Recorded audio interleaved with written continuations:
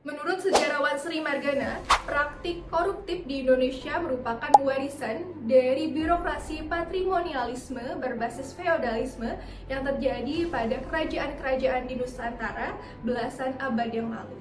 Dan hal ini dicerminkan melalui dua praktik. Yang pertama adalah sistem upeti dan yang kedua adalah nepotisme. Untuk sistem upeti, para masyarakat atau kelompok masyarakat ini terbiasa memberikan imbalan kepada para penguasa. Dan hal ini akhirnya diwajarkan sehingga terus-menerus terjadi dan akhirnya menjadi praktik korupsi. Dan yang kedua adalah pemberian nepotisme atau pemberian kekuasaan dari seorang penguasa kepada kerabatnya, dan hal ini akhirnya melanggengkan kekuasaan dan sekarang kita kenal sebagai nepotisme. Hal ini terjadi terus-menerus sehingga diwajarkan dan menjadi hal yang biasa. Dan semakin diperparah dengan datangnya VOC.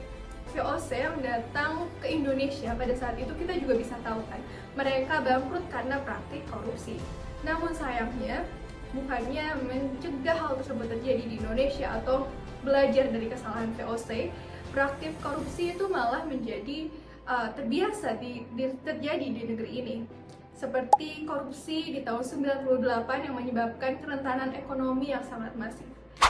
Hal tersebut merupakan hal yang sangat menyedihkan karena praktik korupsi yang terjadi belasan abad lalu diperparah dengan VOC dan semakin diterapkan justru di Indonesia. Mari kita hentikan kebiasaan korupsi yang semakin sini malah semakin banyak praktik yang dilakukan.